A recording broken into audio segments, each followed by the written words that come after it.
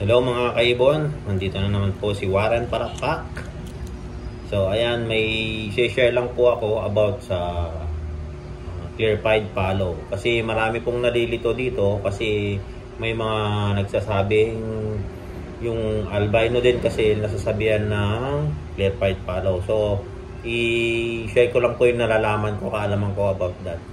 So ayan, yung clear pied follow kasi mga kaibon, ibig sabihin yan, yung galing sa follow, mga heavy pied lime, heavy pied na split follow, at heavy pied na follow. So, ayan, karamihan po yan. Diyan po nanggagaling ang mga heavy pied na follow. So, kasi karamihan sa nakikita ko sa mga post is yung may split ng albino siya, at tinatawag na clear pied follow ng mga iba, albino split follow.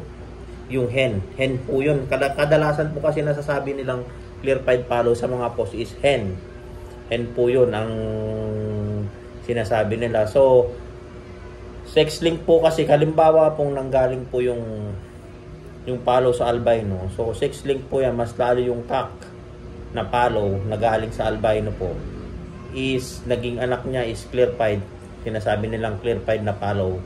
Kung nag-hen po yun mga kaibon, ibig sabihin nun ay albino hen yun na split follow kasi sex link nga po siya.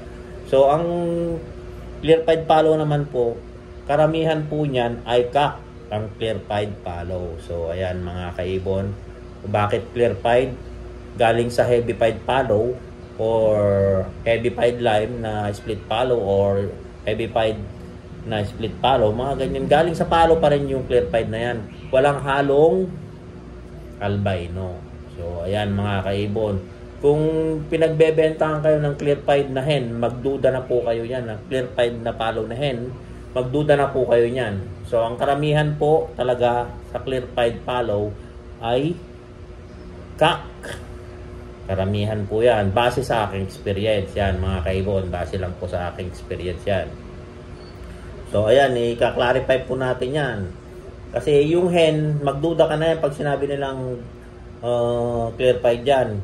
Kahit nagaling sa back-to-back na follow yan, kung walang linyadang heavy pied lime yan mga kaibon, 100% ako pinasabi ko is albino yan. Albino na split follow yan.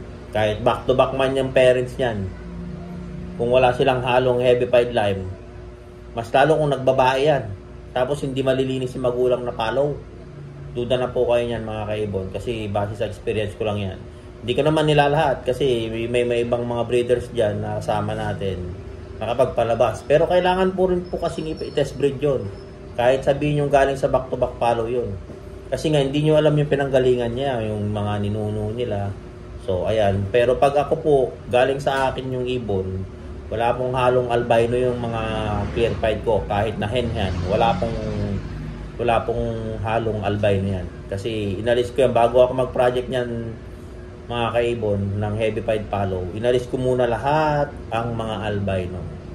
So ayan mga kaibon, kung may natutunan kayo sa aking munting experience sa clear pied follow, so comment or PM kayo sa aking Facebook account na Warren Palakpak Mr. Tigasin. So ayan mga kaibon, so kung may katanungan kayo about sa clear pied follow, i-post nyo o i-PM nyo pala ako, i-PM nyo na ako sa Facebook ko, kundi mag-comment kayo dito sa aking kung saan sa YouTube channel ko, Warren Palakpak Kaibon din ang YouTube channel ko. Please subscribe din mga kaibon. Sa Facebook page ko, Warren Palakpak Kaibon din. So pero ang ginagamit kong pagpo-posting sa Facebook is yung aking main account na Warren Palakpak Mr. Tigasin tayo mga kaibon. So ayan mga kaibon.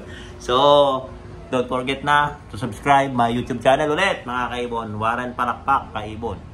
At sa Facebook page ulit mga kaibon, at Warren Palakpak Kaibon din. Sa aking Facebook account is Mr. Tigasin, Warren Palakpak Kaibon din yan mga kaibon. So ayan mga kaibon, sana may natutunan kayo sa aking munting pamamahagi. Yan, Tagalog na Tagalog tayo. Pamamahagi sa aking experience sa pagbreeding ng mga clear fight. So ayan mga kaibon, sana may natutunan kayo. Please paki-share na lang po itong video na to kung saan nyo man makita, sa YouTube channel or sa Facebook. Paki-share na lang po. So ayan mga kaibon, for more videos po, paki-click na lang po yung notification bell sa YouTube channel. So makikita nyo lahat ng mga bago kong post. So hanggang sa muli mga kaibon, paalam!